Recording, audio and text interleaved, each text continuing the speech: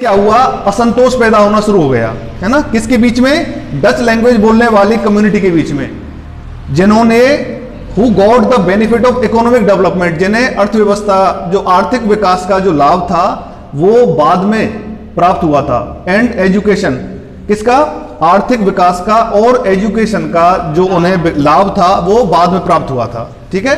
इस वजह से क्या हुआ, जो डच स्पीकिंग जो लोग थे, जो डच लैंग्वेज बोलने वाले लोग थे, उनके बीच में धीरे धीरे असंतोष बढ़ने लगा, है ना, कि हमारे साथ क्या हो रहा है, ये डिस्क्रिमिनेशन हो रहा है। This leads to tension between the Dutch speaking and French speaking communities. अब इसी वजह से क्या हुआ कि धीरे धीरे डच लैंग्वेज बोलने वाले और फ्रेंच लैंग्वेज बोलने वाले लोगों के बीच में क्या होना शुरू हो गया, है ना, आपस में मतभेद और टकराव होना शुरू हो गया था। During the 1950s and 1960s, है ना, और ये कब की बात है, लगभग 1950 से और 1960s के आसपास की बात है। The tension between the two communities was more acute in Brussels. अब देखो, जो सबसे ज्यादा टेंशन, जो तनाव की स्थिति थी वो कहां पर थी, ब्रुसेल्स में। ब्रुसेल्स कौन सी सिटी है, कैपिटल ऑफ बेल्जियम, है ना, वहां पर इन फ्रेंच और जो डच लोग थे उनके बीच में टेंशन ज्यादा बढ़ रही थी धीरे धीरे। Brussels presented a special problem. The Dutch speaking people constituted A majority in the country but a minority in the capital. अब देखो, डच लैंग्वेज, जो डच बोलने वाले जो लोग थे, उन्होंने क्या किया था, वो देश में मेजोरिटी में थे, है ना, लेकिन कैपिटल जो थी, राजधानी जो ब्रुसेल्स थी, वहां पर वो माइनॉरिटी में थे, है ना। ऑल ओवर कंट्री में देखें तो वो उनकी मेजोरिटी थी, लेकिन जो कैपिटल थी ब्रुसेल्स, जो कैपिटल थी बेल्जियम की, वहां पर वो माइनॉरिटी में थे, अल्पसंख्यक थे। अब देखो, इसी सिचुएशन को एक दूसरे देश से हम कंपेयर करके देखते हैं, सेम सिचुएशन को, है ना। Sri Lanka is an island nation. Sri Lanka जो है एक द्वीपीय देश है, एक छोटा सा देश है, किसके नजदीक, भारत के नजदीक, है ना। भारत के कौन से पार्ट में पड़ता है ये, Praveen, in which part Sri Lanka exist,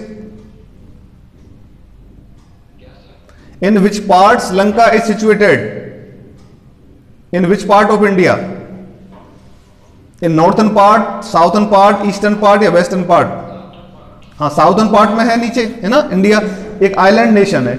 अब यहां की देखो श्रीलंका की और बेल्जियम की कंपेयर करके देखते हैं, है ना, जो बेल्जियम की पृष्ठभूमि है, बेल्जियम की जो सिचुएशन है, वही कंपेयर हम किससे करेंगे, श्रीलंका में, है ना। तो देखो, ये सेम कंडीशन भी किसमें थी, श्रीलंका में। Just a few kilometre off the southern coast of Tamil Nadu, और श्रीलंका तमिलनाडु के दक्षिणी तट से कुछ ही किलोमीटर की दूरी पर स्थित है। It has about 2 crore people. अब जो श्रीलंका की पॉपुलेशन है वह कितनी है, around 2 crore.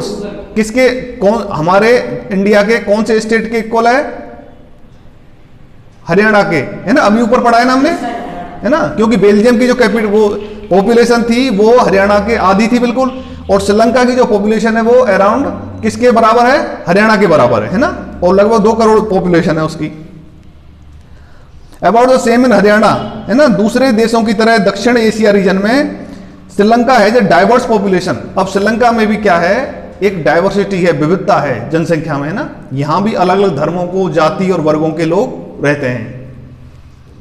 The major social groups are the Sinhala speakers. अब देखो, वहां पर श्रीलंका में क्या है कि वहां पर भी 2 लैंग्वेज बोली जाती है ना। मेनली जो लैंग्वेज बोली जाती है वहां पर सिंगली लैंग्वेज बोली जाती है ना, जो वहां की, है ना, सिंगल द्वीप के नाम से जानते हैं इसे, है ना। तो वहां पर सिंगल लैंग्वेज बोलने वाली मेजॉरिटी अधिक है ना।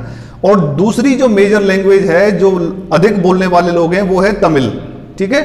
उसमें भी ऐसे लोग जो तमिल बोलते हैं, एक तो उनका ओरिजिन जो बेसिकली स्टार्टिंग से श्रीलंकाई था, और एक ऐसे लोग तमिल बोलने वाले लोग जिनका बेसिक ओरिजिन का क्या था, इंडिया था, है ना। इंडिया से वो माइग्रेट होकर कहां गए थे, श्रीलंका गए थे, ठीक है। तो लगभग 74% तो सिंगल स्पीकर्स हैं और अराउंड 18% जो लोग हैं वो तमिल स्पीकर्स हैं। अब देखो, मैंने तुम्हें जैसे बता दिया है, तमिल में भी दो ग्रुप हो गए, एक तो भारत में रहने वाले और एक श्रीलंका में, ठीक है ना। The rest whose forefathers came from India as plantation workers during colonial period, है ना, और कॉल्ड इंडियन तमिल्स कहते हैं। जो उपनिवेश एक काल था जब हमारा देश गुलाम था, है ना, उपनिवेश काल जब चल रहा था ब्रिटिश के अधीन, उस समय क्या हुआ कि यहां से जो कुछ लोग गए थे कहां पर, श्रीलंका है ना, प्लांटेशन के लिए, तो वो वहीं जाके बस गए है ना, तो वो क्या हो गया, उनका बेसिक ओरिजिन तो क्या था, इंडिया था, है ना। तो अब तमिल बोलने वालों में भी दो तरह के लोग हो गए, एक तो बेसिक श्रीलंका के और एक इंडिया के, ठीक है। अब हाँ, अब देखो जैसे बेटा देख सकते हो आप कि जो तमिल्स हैं उनका संबंध कहां से है, north and east of the country, है ना, उत्तरी और पूर्वी देशों से। Most of the Sinhala speaker peoples are Buddhist. अब देखो जो अधिकांश जो सिंगली लैंग्वेज को बोलने वाले लोग हैं वो कौन से धर्म से संबंधित हैं, बौद्ध धर्म से, है ना, उन्होंने बौद्ध धर्म को अपनाया हुआ है।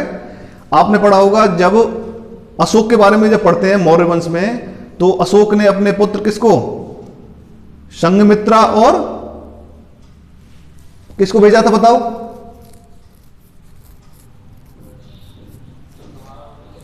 अशोक ने बौद्ध धर्म के प्रचार प्रसार के लिए वहां पर श्रीलंका में किसे भेजा था,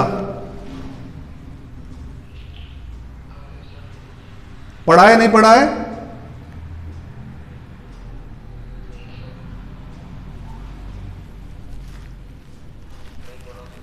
नहीं पढ़ा, पढ़ा तो होगा बेटा, ध्यान नहीं, कुणाल को और संघमित्रा को, है ना, अपने उसने अपने पुत्र और पुत्री को कहां भेजा था, बौद्ध धर्म के प्रचार प्रसार के लिए श्रीलंका भेजा था, है ना। तो शुरू से ही कहते हैं कि बुद्ध धर्म का जो बुद्ध धर्म को मानने वाले लोग हैं। अब बौद्धिस्ट जो हैं वो तमिल कौन सी लैंग्वेज बोलते हैं, सिंगली लैंग्वेज बोलते हैं। तो लगभग 7, अब देखो वहां पर दूसरे, जबकि अधिकांश जो तमिल हैं वो क्या है, हिंदू या मुस्लिम्स हैं, ओके। और लगभग 7% जो क्रिश्चियंस हैं वो तमिल और सिंगली दोनों बोलते हैं, है ना, जो क्रिश्चियंस भी हैं लगभग 7% क्रिश्चियन हैं, वो तमिल भी बोलते हैं और सिंगली लैंग्वेज भी बोलते हैं। Just imagine what could happen in situation like this in Belgium, the Dutch community could take advantage of its numeric majority and forces it will on the French and